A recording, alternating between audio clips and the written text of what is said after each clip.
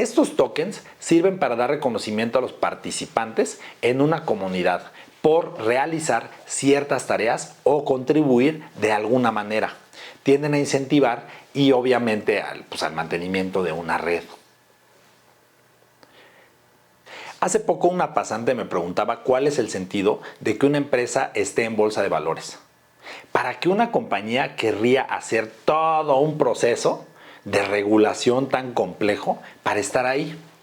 Y básicamente le dije que hay 3 o 4 maneras de ingresar dinero a una empresa. Bueno, la primera pues es facturando un ingreso, ¿no? La cual siempre va a estar sujeto al pago de impuestos, pero el que paga recibe un bien o un servicio y pues ya, ¿no?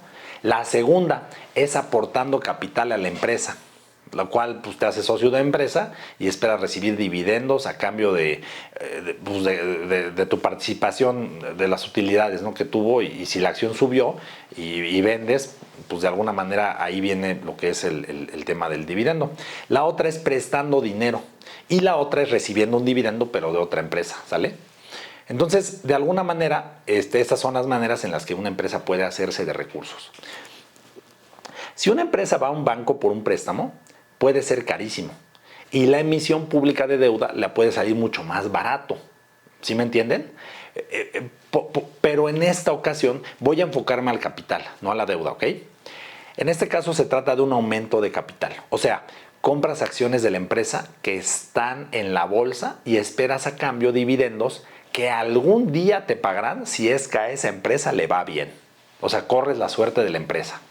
Igual, si la empresa quiebra, pues más allá de que no te pague dividendos, hasta puedes perder tu inversión, ¿sale? Pero ¿por qué no lo hacen todas las empresas? ¿Por qué no todas, en lugar de ir a pedir un préstamo a un banco, pues van mejor y se registran en la bolsa? Y es que para que una empresa logre recabar recursos del público en general o cualquiera que esté dispuesto a invertir, hay muchas reglas que hay que cumplir en términos de la ley y hay órganos reguladores que se encargan de verificar que las empresas cumplan con todo esto. Esto es muy costoso y se requiere de una enorme empresa para que esto suceda, por lo menos en México. ¿Y para qué? Para que no haya fraudes, justamente. Para que los dueños de esas empresas no se escapen con el dinero o no lo usen en algo en lo que no está autorizado el uso de ese dinero. Hay todo un control de estas cosas. Y aunque hay países más relajados que otros, en general, pues son restricciones muy complejas y difíciles de cumplir para darle confianza a los inversionistas en este caso. No son usuarios, son inversionistas. ¿Qué ha pasado? Que hubo unos que se quisieron pasar de listos y levantaron recursos para sus empresas o proyectos privados. Aquí no era descentralizado, nada de eso. Privados. Y bueno, sí puede ser descentralizado, lo que sea, pero al final lo disfrazaban de tokens de utilidad. ¿Sale? Esto fue mucho en 2017 y 2018. Y sin decirle a los inversionistas o adquirentes que los tokens realmente se trataba de una oferta pública de securities.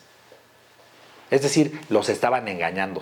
¿Qué puede pasar ahí? En caso de que no se devuelva el capital o el recurso que se levantó, pues los inversionistas no tendrían muchos mecanismos para hacer algo.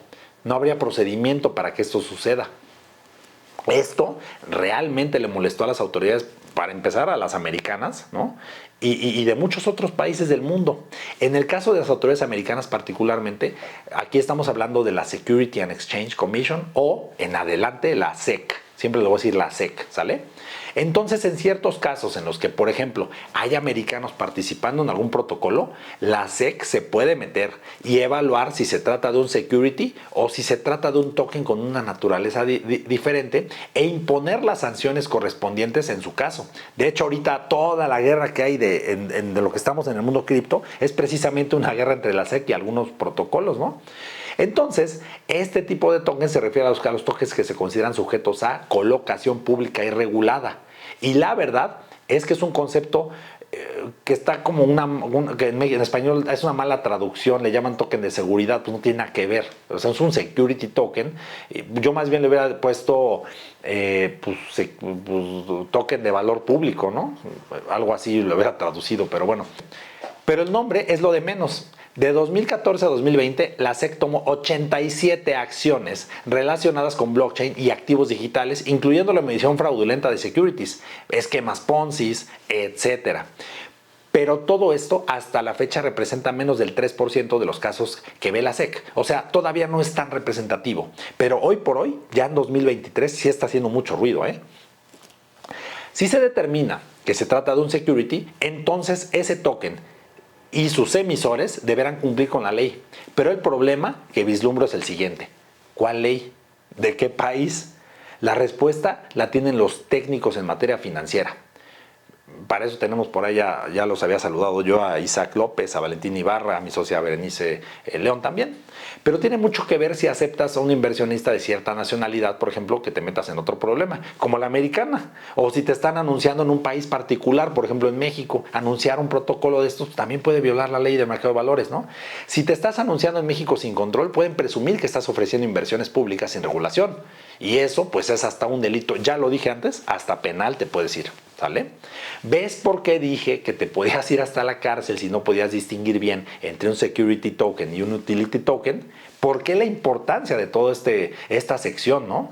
Y por ejemplo, en los Estados Unidos de América, para determinar si un token es de capital o de deuda, hay una prueba muy famosa llamada la Howey Proof, que consiste en hacer 4 preguntas que, si se contestan en positivo, entonces pues hay que cumplir con la regulación. Esta regulación viene de la primera mitad del siglo pasado, o sea, es una regulación un poquito vieja. Por un caso, hubo unos terrenos ahí de naranjas en Florida, ¿no? Y bueno, ahí es una especie de sale and leaseback lo que se hizo ahí. Pero bueno, las preguntas que te hace la SEC son las siguientes. ¿Se trata de una inversión de dinero? ¿Sí o no? ¿Se trata de un negocio en común? ¿Se tiene la expectativa de generar ingresos? Y 4, derivado de los esfuerzos de un promotor o un tercero. Esas son las preguntas. Si se contestan en positivo y se da una serie de eventos desafortunados para el que no quiso hacer caso a esto, como que haya americanos participando en el protocolo que emite el token, entonces el propio protocolo corre el riesgo de sufrir castigos, por lo menos la empresa y las personas que están detrás de todo esto. Y bueno, tu inversión también se puede ir al caño, ¿no? Fíjate lo serio de esto. No solo es para los que lo fundaron, también es para los que le entraron. Aguas en donde se invierte.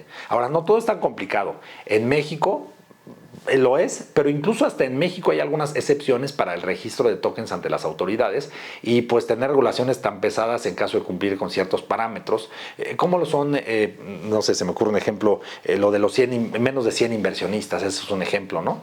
Hay muchos otros requisitos que hay que cumplir, pero pues básicamente aquí sí aceptarías que es un security, pero estás exento, ¿no? Y bueno, en Estados Unidos también pasa esto. Para estar exento del registro de tokens son aún mucho más sencillos que en México. De hecho, ahí sí, en lo profesional vemos el tema. Y bueno, ahí la práctica, pues en la práctica he hecho muchos casos. La mayoría de los protocolos emiten tokens cumpliendo la regulación americana y se acabó, ¿no? En caso de que un protocolo sí cumpla con la regulación de alguna jurisdicción y exista, por ejemplo, un respaldo con activos físicos o digitales por parte del particular que realiza la emisión, a la emisión de estos tokens se les conoce como STO o Security Token Offering.